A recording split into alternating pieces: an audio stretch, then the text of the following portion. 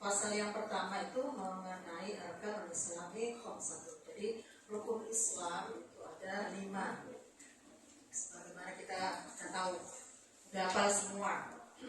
Tapi di sini saya sedikit menjelaskan tarikhut tasyriknya. Jadi tarikh tasyrik itu adalah sejarahnya kapan pertama kali rukun Islam ini dilaksanakan. Jadi mungkin sebagian udah ada yang tahu, tapi berarti sedikit ya. Sambil nanti sedikit disampaikan tentang dalil-dalilnya.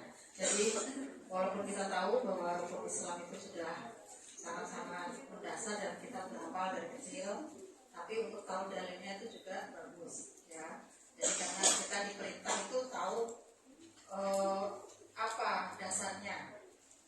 Memang tahu rukun Islam itu ajarannya Nabi, iya, dari mana? Nah itu dari situlah ada disebut sebagai dalil nakli atau dalil yang berasal dari nas. Nas itu dari sini adalah Al-Quran.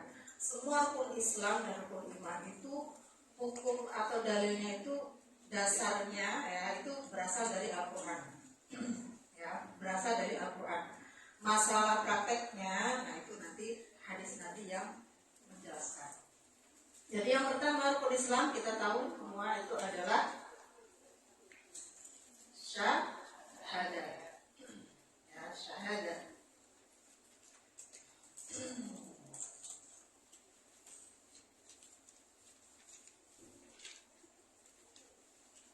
Nah sebelum ke sana ya, namanya rukun itu adalah secara bahasa itu adalah pokok. Secara istilah itu adalah ibarat dari ya pokoknya kalau nggak ada rukun itu berarti nggak sah, jadi nggak termasuk gitu. Sedangkan Islam itu secara bahasa itu adalah kepasrahan atau kepatuhan ya. Jadi yang diharapkan dari kita semua umat Islam itu adalah pada akhirnya mematuhi semua hukum-hukum Allah ya. Kalau sudah berani identitasnya sebagai seorang muslim ya berarti sudah berani untuk mematuhi hukum-hukumnya Allah dan mematuhi larangan-larangannya Allah. Ya, larangan itu juga termasuk bagian dari kepatuhan. Dilarang ini mau, dilarang ini iya gitu ya, misalnya taat, ketaatan. Sedangkan dalam istilahnya Islam itu ada al-ihkam ahkam syariah. Jadi semacam pedoman ya dalam hukum syariat. Nah pertama syahadatu an la ilaha illallah wa anna Muhammadar Rasulullah. Lafalnya adalah syahadat. Untuk kita yang sudah muslim sejak lahir ya sudah otomatis orang tuanya muslim ya pasti kita semuanya muslim ya. Jadi ada hadis Nabi menyatakan bahwa anak itu bagaimana orang tuanya. Kalau orang tuanya Yahudi ya dia bakal jadi Yahudi, kalau Majusi ya dia bakal jadi Majusi. Nah untuk ini hampir ya, apalagi kita di Indonesia mayoritas adalah muslim ya, udah otomatis anak yang lahir dari pasangan orang tua yang muslim ya pasti otomatis menjadi muslim.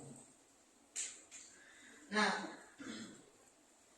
kalau ini kita bahas tentang sedikit tentang orang-orang yang berkenan masuk Islam. Nah orang-orang berkenan masuk Islam itu ada syarat-syaratnya, yakni berakal, baligh, ikhtiar. Ikhtiar itu artinya masuk Islamnya tidak paksaan. Terus mengucapkan syahadat. Terus selanjutnya adalah berturut-turut, nggak boleh dijeda. Dan tartib itu maksudnya nggak boleh wa anna Muhammad Rasulullah duluan baru asyhadu alla ilaha illallah. Jadi mengucapkan kalimat syahadat bagi orang yang hendak masuk Islam yaitu harus berurutan ya, harus diucapkan dan ada suaranya ya. Terus satu napas, nggak boleh jeda. Nah ini syarat-syarat bagi orang-orang yang masuk Islam. Nah kalau ada teman ya, misalkan kejadian di temennya ada yang punya teman non muslim terus pengen jadi muslim. Nah itu teman-teman semua yang di sini sebagai seorang yang dicurhatin ya, seharusnya segera. Jadi kesegeraan ini tuh penting untuk bagi orang yang hendak mengucapkan syahadat.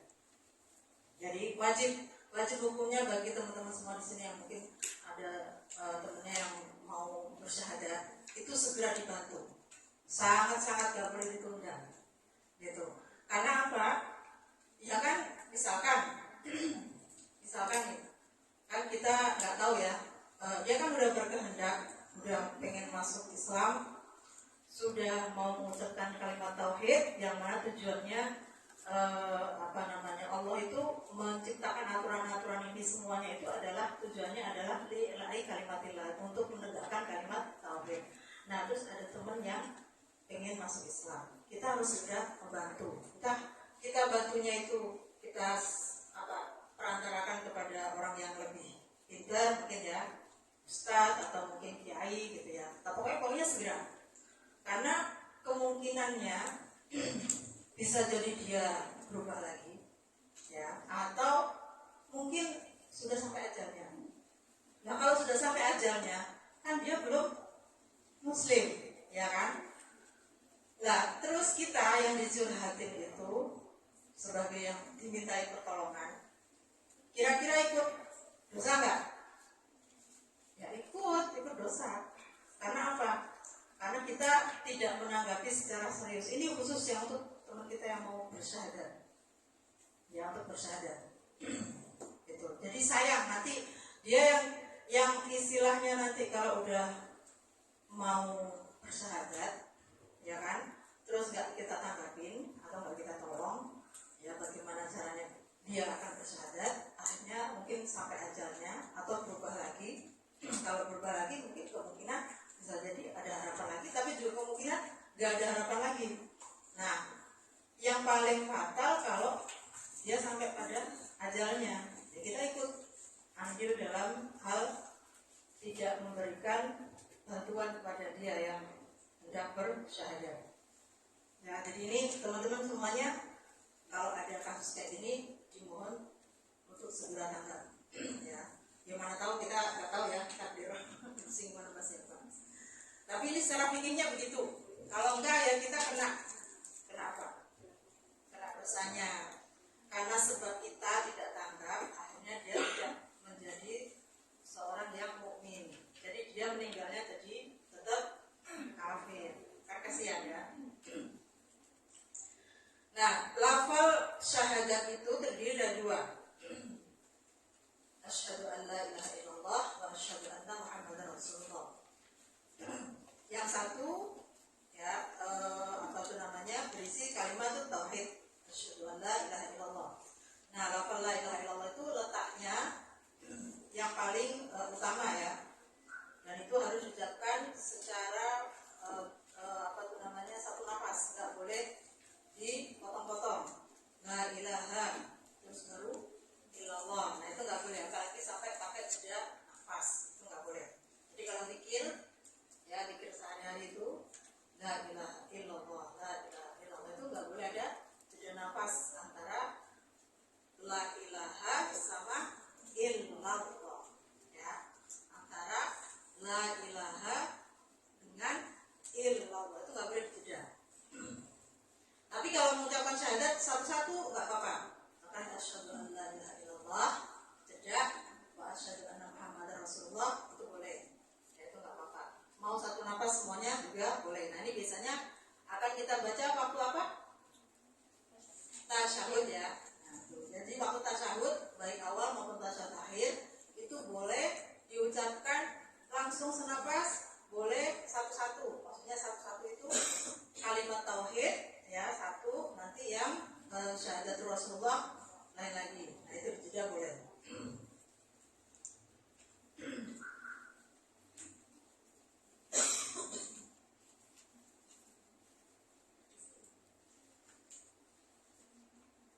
Nah, ketika mengucapkan syahadat tadi, baik yang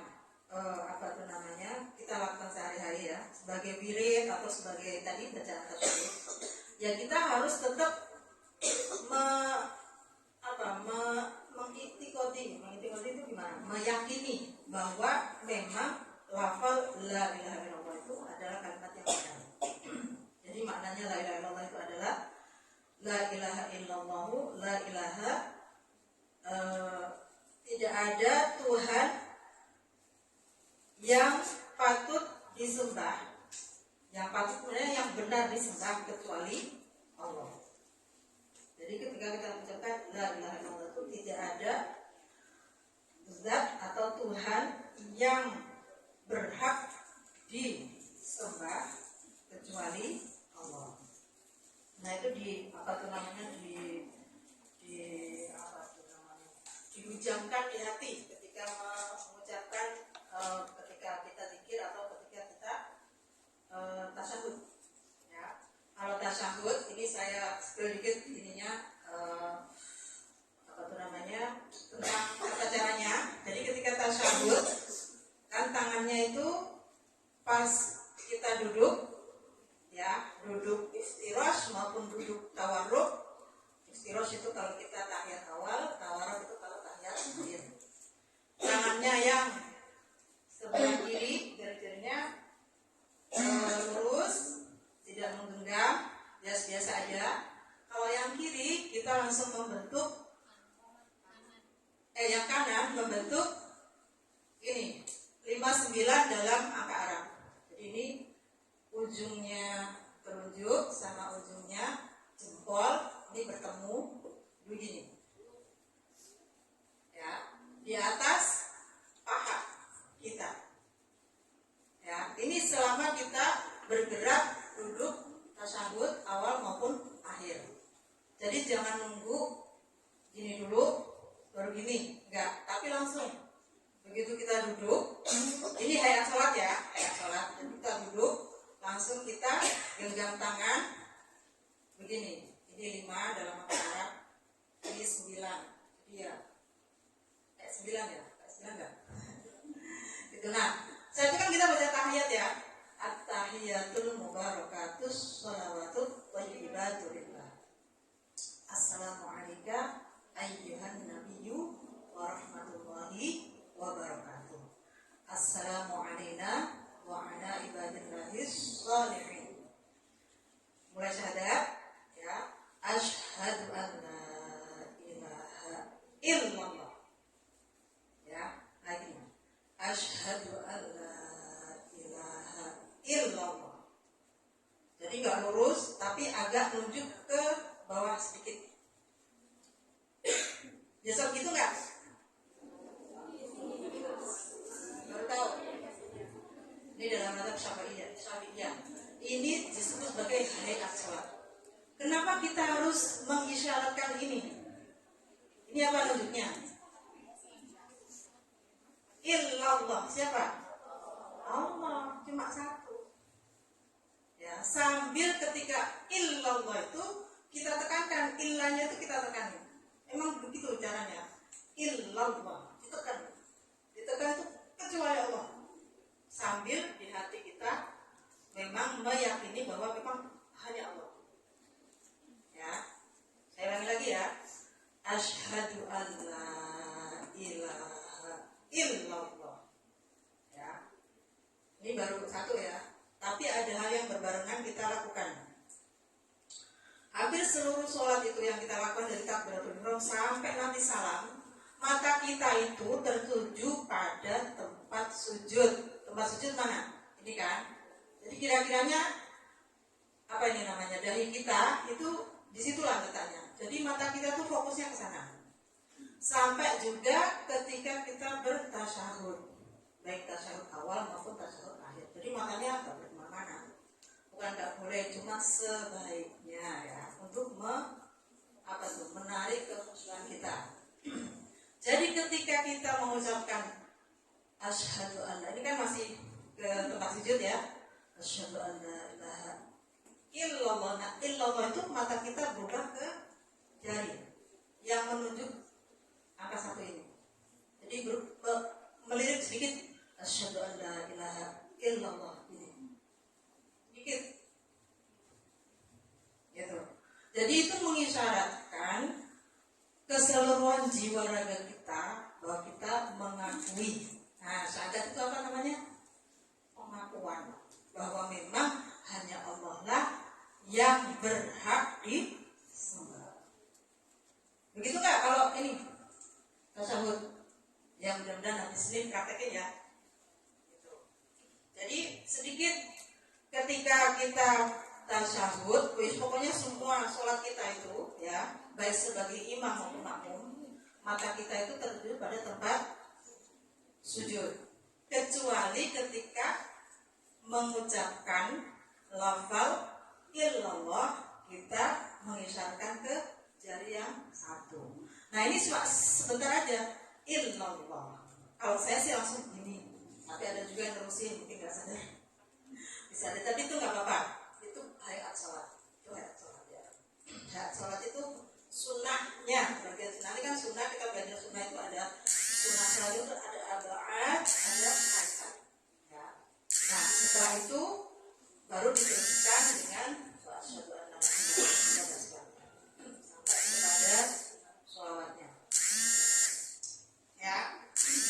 Jadi ketika mengucapkan syahadat itu diyakinin, jangan cuma mulutnya doang yang ucap. Khususnya ketika sholat. Ya, khususnya ketika sholat. Jadi benar-benar dimaknai lah. Jiwa raga kita ketika kita mengucapkan syahadat itu memang benar adanya. Bahwa kita memang benar-benar melakukan pengakuan terhadap Allah Subhanahu wa taala. Ya. Oke ya. Wa anna sayyidana Muhammadan Rasulullah ilal insi wal jinni ijma'an wa kadzal ma'ada ala Muhammad. Jadi tadi udah dipahami ya makna la ilaha illallah. Sekarang kenapa ada sayyidina Muhammad Rasulullah? Ya karena Muhammad itu adalah sebagai utusannya Allah yang mana diutus kepada manusia, jin, dan juga sebagian pendapat malaikat juga. Gitu ya. Jadi kewajiban kita beribadah kepada Allah itu bukan hanya kepada manusia saja, tapi jin itu juga sama. Mereka juga diwajibkan untuk sholat dan sebagainya. Mereka juga syariatnya sama kayak kita. Gitu. Nakalnya juga sama kayak kita. Ada yang nakal, ada yang taat, ada ulamanya, ada ya yang kecil juga banyak gitu ya, ada jin itu. Dan mereka memang lebih dulu di ini tapi ketika risalah kenabian itu sampai kepada mereka, maksudnya nabi kan berganti-ganti terus ya. Nah itu mereka juga dihitobi itu apa namanya? Termasuk dari objek daripada syariatnya Allah. Jadi tetap harus wajib taat kepada syariatnya Allah. Walaupun nabinya dari jenis manusia. Ya, nabinya jenis dari manusia. Oke ya. Terus yang kedua, rukun Islam yang kedua adalah iqamis shalah. Iqamis shalah itu artinya adalah, ini bedanya bahasa Arab koma sama iqam ya. Koma. Kalau koma itu berdiri, biasanya cuma sekali aja. Tapi diksi yang dipilih di dalam Al-Quran itu adalah iqamis shalah. Iqamis shalah itu berarti melaksanakan secara terus-menerus sholat. Itu namanya iqamis. Koma itu sebenarnya dari satu akar kata yang sama. Tapi Al-Quran memilih dengan kata aqoma atau iqom. Iqom itu berarti melaksanakan. Kan sholat itu berdiri ya, kewajiban pertama. Nah, itu juga sama, koma itu juga berdiri dalam bahasa Arab. Kalau iqoma itu berarti melaksanakan secara terus-menerus. Ya, terus-menerusnya sejak kapan? Ya, sejak kalau mu'alaf ya sejak dia setelah syahadat ya kan. Kalau yang sudah muslim atau Islam dari kecil ya berarti dia sejak apa? Sejak balik. Ya, sejak balik itu terus menerus. Kalau sebelum balik itu sholat itu pahalanya enggak untuk kita, tapi untuk orang tua kita, dan memang belum berkewajiban. Tapi memang sebaiknya dibiasakan sejak kecil. Ya, karena memang sholat itu ibadah yang paling berat. Ibadah yang paling berat itu sholat, karena kita ulang-ulang kewajibannya. Kalau dalam rukun Islam itu kan puasa setahun sekali, zakat kali seumur hidup. Kalau sholat tiap hari, ya jangan disepelekan, maknanya sholat itu memang benar berat. Dari aspek niat atau mau menyelenggarakannya itu juga berat. Orang yang soleh sekalipun itu juga merasakan ada saat-saat kayak enggan gitu, pasti itu pasti. Ya, nggak semuanya ibadah itu kita semangat terus, itu nggak mungkin, gitu ya. Nah, sholat secara bahasa itu adalah artinya doa atau berdoa, karena memang keseluruhan sholat itu adalah intinya berdoa. Secara syarak, arti sholat itu adalah perkataan, perbuatan yang diawali dengan takbir dan diakhiri dengan salam. Ya. Ini secara simpel aja definisi sholat. Secara syarak, sholat itu adalah kumpulan perkataan dan kumpulan perbuatan yang diawali dengan takbir dan diakhiri dengan salam. Ya. Nanti pas kita bersolat kita akan belajar tentang rukunnya sholat. Nah, secara sejarah, nih saya tadi sampaikan bahwa kita masih kajian tentang tarikh tasyrik. Kapan pertama kali sholat itu diberlakukan? Ya sejak Nabi Muhammad itu menerima wahyu yang pertama, ya, sampai juga akhirnya menerima wahyu lagi yang kedua, ya, Iqra bismi rabbikal ladzi khalaq, ya, terus sampai ke wahyu yang kedua yakni ya ayyuhal muzammil qumil laila illa qalila. Nah, itu juga bagian daripada perintah sholat, walaupun redaksinya itu belum yang aku sholat, itu belum seperti itu, ya. Dan Nabi sudah melaksanakan sholat, walaupun awal-awal pelaksanaan atau tasyriknya sholat itu masih belum ada rukuknya, ya. Zaman dulu sebelum Nabi menerima perintah sholat dalam sholat, jadi yang benar itu sholat itu sejak Nabi menerima wahyu pertama, ya. Masalah sejarah kok katanya ini waktu malam Isra Mi'raj, ya kan. Nah, itu menerima keseluruhan daripada baik waktu dan tata caranya. Kalau yang pertama itu, ya, ketika Nabi menerima wahyu, sholat itu masih dengan yang sederhana, Ya dimulai dengan takbir, ya ada wudunya, tapi kita tidak tahu detailnya seperti apa. Apakah wudunya itu sama seperti yang diperintahkan dalam Al-Maidah atau enggak, itu hadisnya itu enggak jelas. Tapi semua umat Islam yang sudah ada di Mekah ya waktu itu, ya, sebelum Isra itu sudah melaksanakan sholat, ya. Masih ingat kan ceritanya Bilal bin Rabah yang ketika sholat itu diganggu oleh majikannya, ya kan, ditimpal dengan batu yang besar supaya dia enggak sholat. Itu juga bagian daripada bukti sejarah bahwa memang perintah sholat itu sejak pertama kali wahyu diturunkan itu sudah ada, walaupun bentuknya belum seperti sekarang. Dalam artian belum ada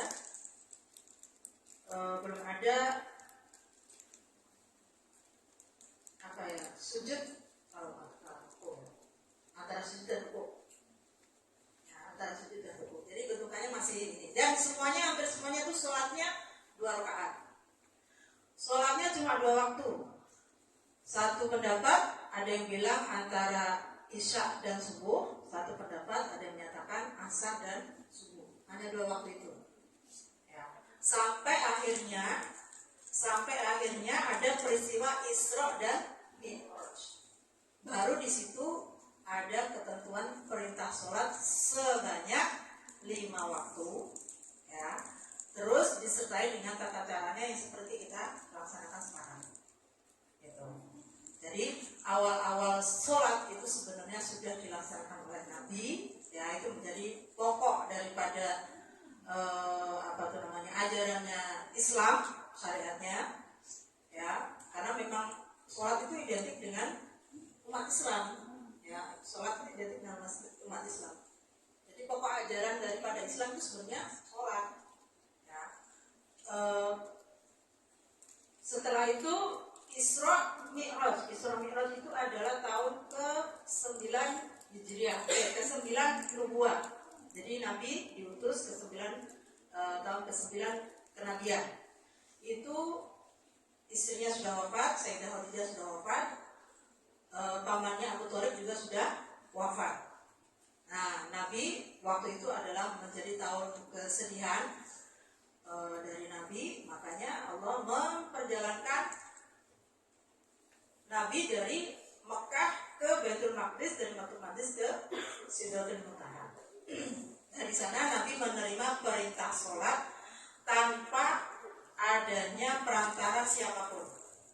Jadi semua syariat Islam itu ya, itu diterima Nabi dari Jibril. Hanya sholat tok yang diterima langsung dari Allah, langsung pada Nabi, langsung di hadapan Allah. Ya, makanya kalau tadi saya sebutkan lafal at-tahiyatul, ya, lafal tasyahud itu sebenarnya adalah ungkapan Nabi kepada Allah ketika bertemu di Sidratul Muntaha. Yang itu akhirnya diabadikan ketika kita sholat. Supaya apa? Supaya kita ingat bahwa sholat itu sebenarnya juga mi'rajul mu'min. Jadi kan Nabi mengalami namanya mi'raj. Mi'raj itu bertemu dengan Allah langsung tadi ya, pada peristiwa Isra Mi'raj. Nah, umat Islam itu juga bisa merasakan mi'raj seperti yang dirasakan oleh Nabi. Tapi versi lainnya mungkin ya. Nah, itu di kapan?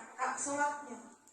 Sholat, makanya at-tahiyatul mubarakatus sholawatu thayyibatul itu ucapan Nabi kepada Allah, ya kan? Terus dibalas oleh Allah. Itu kan percakapan Allah dan Nabi ya.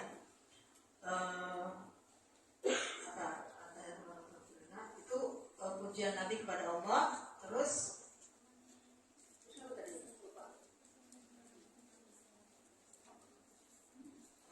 at-tahiyatul mubarakatus sholawatu thayyibatul Assalamualaikum. Nah, Assalamualaikum.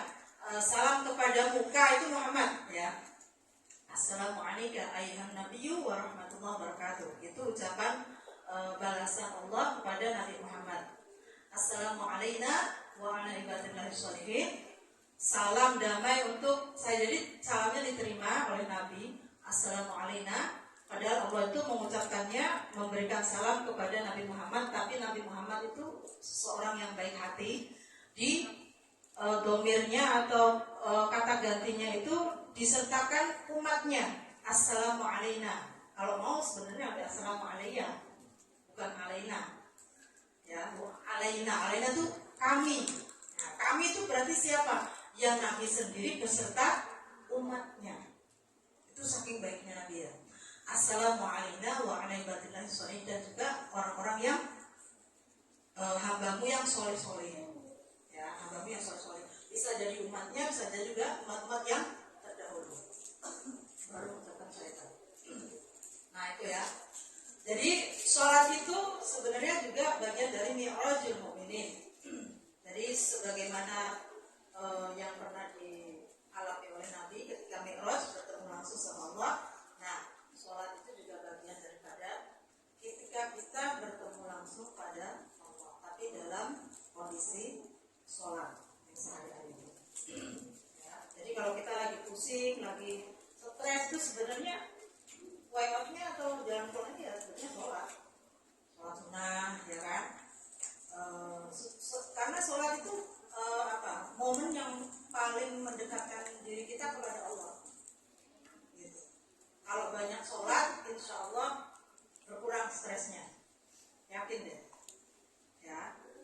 Itu insya Allah jadi jadi semacam jalan keluar. Nah, tadi sholat sebelum Isra dan Mi'raj itu hanya 2 waktu, jadi antara subuh ataupun isya, atau ada yang bilang antara subuh dan juga asar. Dan sholatnya biasanya cuma 2 rakaat. Nah, setelah Mi'raj Nabi, ya, kan Nabi pulang dari Isra Mi'raj itu subuhnya. Nah setelah itu Jibril itu mendampingi Nabi selama 2 hari berturut-turut untuk mengajarinya sholat, dan seperti yang sholat yang kita lakukan sekarang gitu ya. Jadi tadi kan sebelum Mi'raj sholatnya itu nggak pakai sujud, ya kan, nggak pakai sujud, hanya rukuk, dan itu sudah dilakukan oleh umat-umat terdahulu.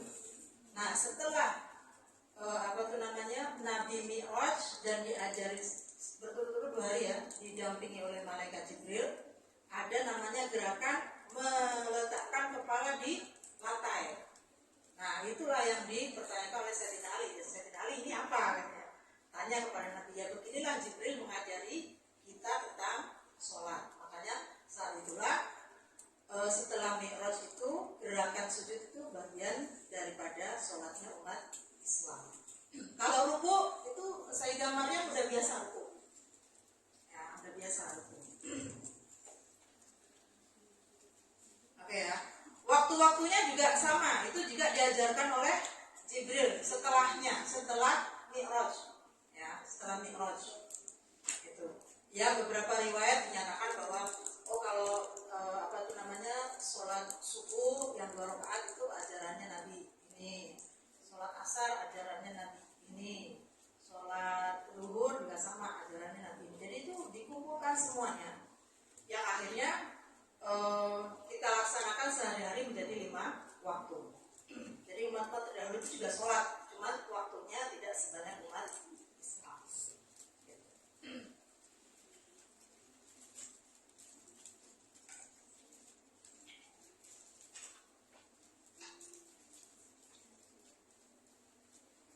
Ya. Yang kedua yakni wa ita'iz zakat, rukun Islam yang ketiga ya. Rukun Islam yang ketiga itu adalah menunaikan zakat. Arti ita itu adalah al-ita itu berarti menunaikan. Jadi yang awalnya nggak ada menjadi ada, atau memberi. Nah itu juga artinya itu. Az-zakat secara bahasa itu adalah berkembang, ya. Yang kedua makna lain adalah mensucikan. Jadi memang zakat itu adalah mensucikan harta kita. Terus setelah disucikan, insya Allah nanti akan berkembang jadi banyak. Kalau sholat itu mensucikan jiwa raga kita, yang dimulai dengan wudu, ya. Terus tadi juga saya sampaikan bahwa sholat itu adalah momen ketika kita mi'rajul mu'minin. Mi'raj itu berarti kita bertemu langsung, berhadapan langsung sama Allah, ya. Berarti jiwanya kita itu bertemu dengan Allah, ya, kita pertemukan dengan Allah. Terus raganya kita sucikan dengan wudu, ya kan? Itu jiwa raga kita. Nah, kalau yang zakat itu adalah mensucikan harta benda kita. Nah, syarat-syaratnya zakat itu adalah harus nisab dan haul. Nisab itu berarti mencapai nominal tertentu. Ya, biasanya nominalnya dipakai itu adalah sejumlah emas, ya. Terus haul itu 1 tahun. Jadi dalam 1 tahun kita memiliki harta sekian banyak. Terus akhirnya diwajibkan oleh kepada kita untuk menunaikan zakat. Zakat itu ada 2, zakat mal, ya, dan juga zakat fitrah. Ya, zakat fitrah itu wajib untuk semua umat Islam, baik miskin maupun kaya, baik bayi maupun udah tua, itu wajib hukumnya. Ya. Tapi kalau zakat mal itu bagi yang mencapai haul dan udah nisab. Ya, orang miskin berarti nggak berkewajiban zakat, tapi disunahkan untuk tetap sedekah. Karena seberapapun harta yang kita miliki itu pasti ada ada mungkin yang subhat atau yang kotor, ya, di dalam harta kita yang kita miliki. Sedikit apapun yang kita peroleh itu pasti ada. Makanya jalan keluarnya adalah untuk mensucikan harta kita itu adalah dengan cara berzakat atau bersedekah.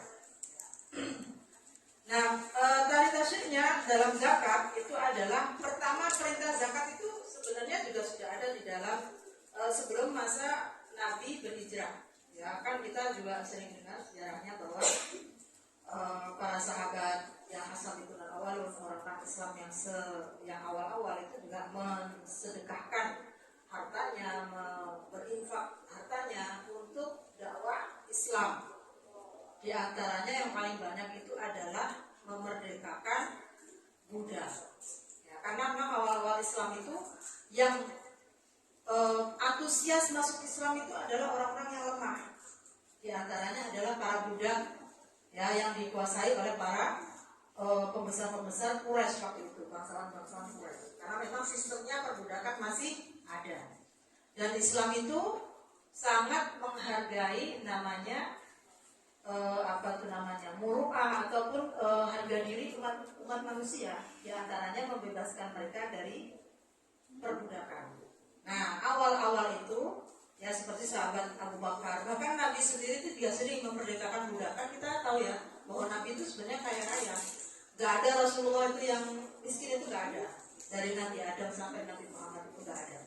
Masalah zuhud itu adalah pilihan hidup, ya. Tapi semuanya itu kaya raya sebenarnya. Tapi semuanya diinfakkan untuk dakwahnya. Ya kalau Islam berarti dakwah Islam. Di antaranya adalah melawan sistem perbudakan yang waktu itu ada, yakni banyak umat Islam awal-awal itu sewaktu sebelum hijrah itu adalah dianut oleh para kaum budak. Ya, karena kalau dia masih menjadi budaknya bangsawan itu misalkan, itu mereka nggak boleh beribadah sama sekali.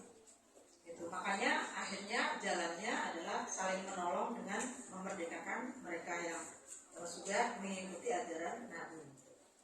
Itu setelah itu zakat itu sebenarnya yang paling pertama kali diberlakukan itu adalah zakat fitrah. Ya, zakat itu yang pertama kali diberlakukan zakat fitrah. Gitu. Yang wajib maksudnya diwajibkan itu adalah zakat fitrah. Karena pertama perintah berpuasa Ramadan itu kan ada pada tahun kedua Hijrah. Tahun kedua Hijrah. Setelah itu 2 hari menjelang Idul Fitri datanglah wahyu disampaikan kepada Nabi untuk berzakat fitrah. Nah setelah itu baru yang gak lama setelah datangnya wahyu zakat fitrah itu baru ada namanya zakat mal. Yang ada syarat-syaratnya yakni syaratnya haul dan juga nisab. Kalau zakat fitrah itu wajib untuk semua umat Islam, karena puasa itu juga wajib. Kalau puasa nggak zakat fitrah, puasanya nggak sah. Ya, puasa Ramadan sudah kita laksanakan, ya full, misalkan 30 hari. Tapi kalau kita nggak zakat fitrah, puasanya nggak sah. Ya, jadi ini menjadi kewajiban dari semua umat Islam. Terus bahkan sampai bayi ya, bayi lahir misalkan asar itu menjelang Idul Fitri beberapa jam, 1 jam pun itu juga sudah menjadi kewajiban bagi orang tuanya untuk menunaikan zakat fitrah. Terus yang selanjutnya adalah berpuasa Ramadan. Ya, puasa Ramadan itu menjadi rukun Islam yang keempat. Jadi puasa Ramadan itu adalah rukun Islam yang keempat, yang mana pelaksanaannya itu berada di Madinah. Nabi sudah hijrah tahun kedua Hijriah. Ya, sebenarnya Nabi itu sebelum ada kewajiban berpuasa Ramadan itu sering berpuasa namanya puasa Asyura. Pernah dengar nggak puasa Asyura? Puasa Asyura itu apa? Puasa tanggal 10 Muharram. Itu wajib waktu itu sebelum ada wahyu tentang puasa Ramadan. Puasanya umat Islam itu adalah 2 hari, tanggal 9 dan juga tanggal 10 Muharram. Itu wajib. Tapi tata caranya dulu ketika puasa itu nyambung. Ya, dari subuh sampai maghrib nanti sebentar, iftar, nanti nyambung lagi sampai subuh. Itu selama 2 hari. Nah setelah datang namanya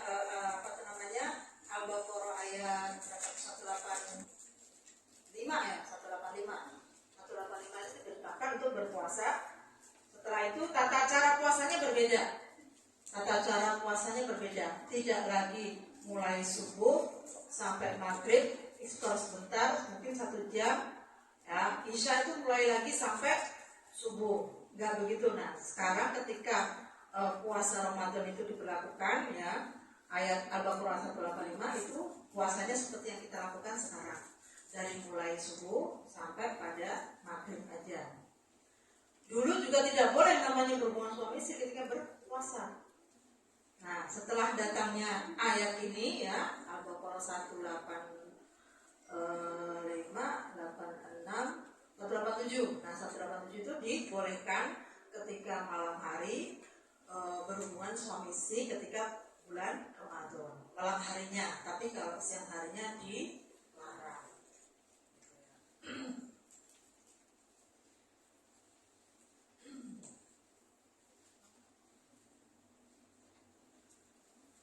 Nah, nanti kita akan bahas ya tentang kelonggaran, tentang zakat, puasa, sholat, ya, itu macam-macamnya nanti insya Allah kita akan bahas di temanya masing-masing. Di dalam puasa Ramadan itu ada namanya malam Lailatul Qadar dan juga Nuzulul Quran. Yang mana malam Lailatul Qadar itu adalah malam yang terbaik di antara 1000 bulan. Adanya cuma 1 malam toh. Ya, mudah-mudahan kita tiap tahun bisa mengalami Lailatul Qadar. Kalau malam Nuzul Quran itu biasanya yang paling masyhur itu adalah tanggal 17 Ramadan. Karena memang banyak ayat dinyatakan bahwa Al-Quran atau wahyu pertama kali itu juga diturunkan ketika malam bulan Ramadan.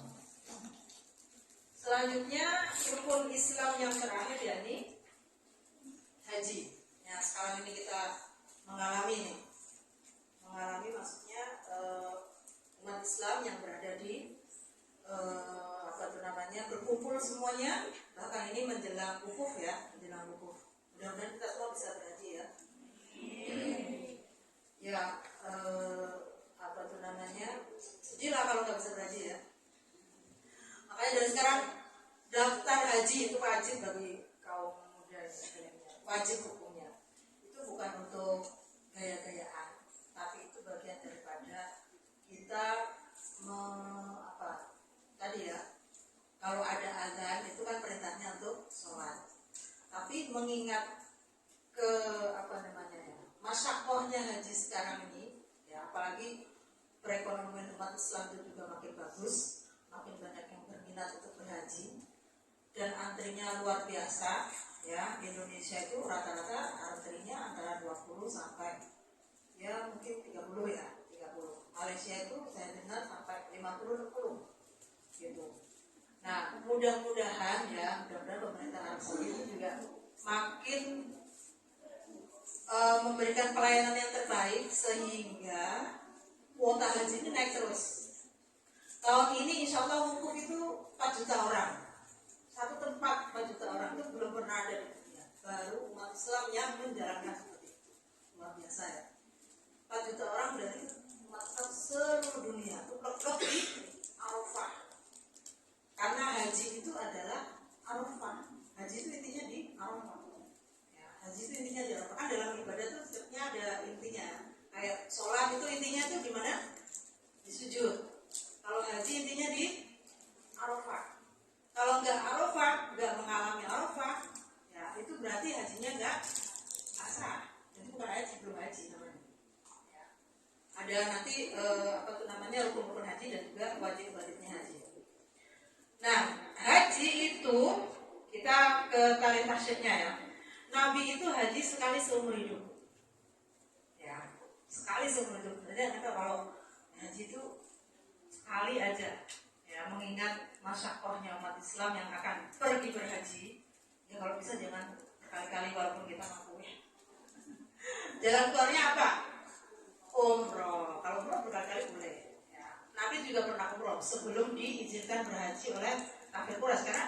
Karena gini, haji Nabi itu tahun ke-10 Hijrah. Itu beberapa bulan menjelang Nabi wafat. Sedangkan Fathu Makkah itu atau penaklukan kota Makkah itu 2 tahun sebelum Nabi wafat. jadi tahun ke-8 Hijriah. Ayat perintah haji itu datangnya tahun ke-6 Hijriah. Dan Nabi selalu mengupayakan supaya bisa berhaji sesegera mungkin. Tapi kondisi politik tidak memungkinkan waktu itu. Nah, waktu itu dikirimlah kelompok-kelompok kecil ke Mekah mulai tahun 7 Hijriah. Termasuk diantaranya adalah Sayyidina Abu Bakar. Itu pertama kali haji sebelum Nabi haji. Jadi 1 tahun sebelum Nabi haji itu Sayyidina Abu Bakar melaksanakan haji yang pertama kali. Bawa rombongan umat Islam ya waktu itu. Dengan rombongan kecil. Nah, setelah itu tahun depannya, tahun ke-10 Hijriah itu baru Nabi berhaji. Diikuti oleh sekitar 124.000 sahabat. 124.000 sahabat. Ada yang berangkat dari Madinah, ada juga yang berangkat mengiringi. Jadi kan dari Madinah ke Mekah ini kan banyak kota-kota yang disinggahi Nabi ya. Itu juga ada yang ikut sampai akhirnya di Mekah. Pada waktu Nabi wukuf itu disertai atau dibersamai oleh 124.000 sahabat. Sekarang berapa? 4 juta. Masya Allah. Padahal umat Islam sekarang itu ada sekitar mungkin 1,8 miliar mungkin ya saat ini di seluruh belahan dunia. Baru 4 juta. Ya, makanya banyak doa, terus ikhtiarnya salah satunya adalah daftar haji.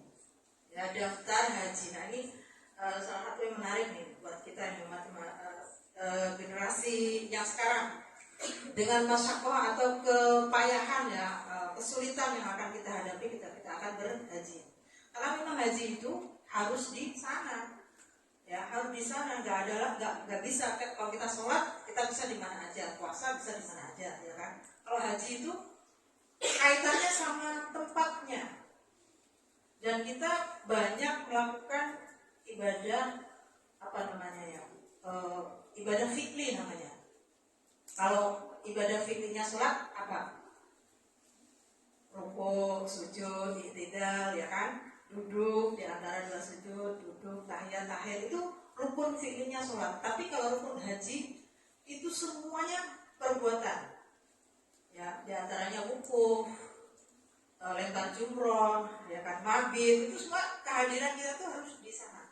Makanya kalau bisa masih usia-usia yang masih muda. Karena memang benar fisik yang kita harus kita siapkan betul-betul. Gitu ya, harus kita siapkan betul-betul. Belum lagi kita bukan orang asli sana yang cuaca itu juga menjadi kendala yang lumayan yang menantang gitu. Nah, karena memang masyakohnya itu dari sekarang kita itu harusnya sebaiknya mendaftarkan haji. Berapapun tabungan yang kita punya itu tetap harus punya tabungan haji dari sekarang. Karena pertama gini, kan tadi antriannya kan sampai 20 tahun ya, rata-rata Indonesia masih 20 tahun. Nanti kalau kemungkinan kebijakan pemerintah tadi yang nggak menentu gimana? Kita kan nggak tahu juga ya. Terus akhirnya menjadi 50 tahun. Dan usia rata-rata kan Islam itu berapa kan 60 tahun ya, 60 tahun. Terus kira-kira nyampe nggak kalau nggak kita dari sekarang tuh daftar haji? Ya, kalaupun memang ajal kita, ya kita belum haji, tapi Allah sudah melihat niat kita melalui daftar haji. Berarti apa? Kita itu sudah niat untuk melaksanakan, menyempurnakan rukun Islam. Itu di sana nggak pentingnya daftar haji. Karena niat itu adalah sepertiga ibadah. Ya, siapa tahu nanti kita memang udah ajalnya. Niat itu juga bagian dari sepertiga ibadah. Kita sudah Allah, oh ya ini sudah sepertiga menjalankan haji. Karena sudah niat. Niatnya nggak niat doang, tapi niatnya konkret, ada namanya daftar haji. Karena itu masuk sistem. Ya. Itu juga akhirnya menjadi bagian daripada mungkin ya rukun ibadah ya. Kalau menjadi rukun ibadah. Gitu. di situ. Hikmahnya kita itu kalau misalkan ya, kalau mudah-mudahan semua juga bisa melaksanakan, menyempurnakan rukun Islam. Ya, bahagianya kita bisa melaksanakan semua rukun Islam. Tapi melihat masyakohnya haji sekarang ini, ya kan, daftar haji itu bagian daripada niat kita menyempurnakan rukun Islam. Maunya kita kan semua perintah Allah kan kita laksanakan ya, supaya kita menjadi dinilai menjadi hamba Allah yang baik. Ya, dinilai menjadi hamba Allah yang baik. Sholat sudah dilaksanakan, zakat sudah, puasa sudah, haji. Nah, yang paling berat itu adalah haji. Walaupun sekali seumur hidup, dengan Nabi juga melaksanakan juga sekali seumur hidup. Makanya niat itu menjadi sepertiga ibadah tersebut, dan itu kita wujudkan dengan cara mendaftar haji. Saya nggak endorse ya ini, tapi memang penting ternyata. Gitu. Jadi satu ketika nanti kita sampai ajalnya kita nggak tahu, ya malaikat ini udah ribut ini antara dua ini. Dibawa kemana nih ini haji apa belum ini? Ya, ketika yaumul hisab, yaumul penghitungan, ini udah haji apa belum? Dia udah daftar haji masalahnya. Yang satu, ya kan dia belum melaksanakan haji, kan? Ribut di malaikat. Nah ternyata ada buktinya bahwa kita sudah ingin melaksanakan ibadah haji melalui daftar haji.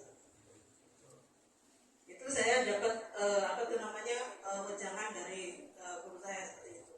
Itu bagian dari niat. Niat itu sudah sepertiga ibadah, gitu ya. Jadi saya ulang-ulang. Karena apa? Daftar haji gak ada ruginya. Ya gak ada ruginya. Ya mudah-mudahan kita semua bisa melaksanakan seluruh rukun Islam. Ya, amin. Sempurna dengan syarat-syaratnya, rukun-rukunnya, dan juga sunnah-sunnahnya semuanya. Sudah ya, kita sampai di sini dulu. Apa ada yang mau ditanyakan? Nanti kita lanjutkan di rukun iman. Ada yang bertanyakan? Oke, ya, kita lanjutkan. Insya Allah nanti minggu depan. Wabillahi taufiq wal hidayah. Al-Fatihah.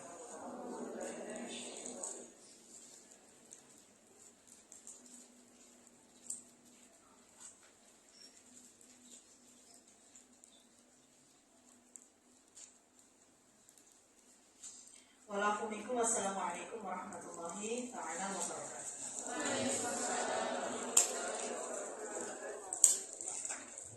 Terima kasih Ustaz Zaitun yang sudah menyampaikan kepada kita tentang tadi rukun Islam ya. Semoga kita bisa menjalankan apa-apa yang sudah kita pelajari, dan yang terakhir tadi semoga kita semua bisa menunaikan ibadah haji insyaallah ya. Baik, kita tutup majelis ini dengan membaca hamdalah. Alhamdulillah. Sedikit Pak, saya pesan Pak. Lupa saya. Sedikit aja Pak, 5 menit ya. Ya kita tadi mau nyampe ke sana cuma agak lupa nanti. Kalau bisa 2 hari ke depan puasa ya, besok puasa Tarwiyah, Ahad puasa Arafah. Puasa Tarwiyah itu juga bagian daripada ihtiramul 10 hari pertama. Jadi yang dianjurkan untuk yang tidak berhaji untuk sunnah melakukan berpuasa Arafah. Malah justru yang haji enggak disunahkan. Ya, pahalanya menghapus dosa ya setahun yang lalu dan setahun yang akan datang. Dapat bonus 2 tahun. Nah kalau betul-betul dilakukan ya berarti kita tidak akan dosa kita dihapusin terus ketika kita melaksanakan puasa Arafah.